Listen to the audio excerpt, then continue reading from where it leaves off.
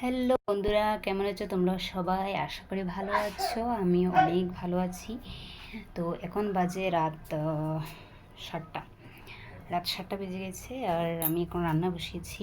ঠিক আছে, একা একা রুমের মধ্যে আছি, ওর ডিউটিতে আছে আমার হাজব্যান্ড। তো এখানে আমি বসিয়েছি ডাল।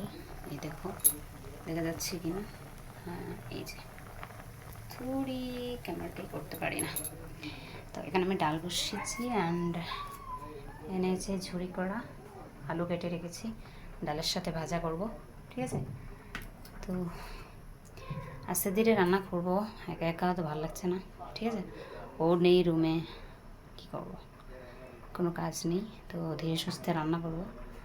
রান্না করার পর একটু এক্সারসাইজ করব, তারপরে মোবাইল দেখব, ব্যাস এইটুকুই।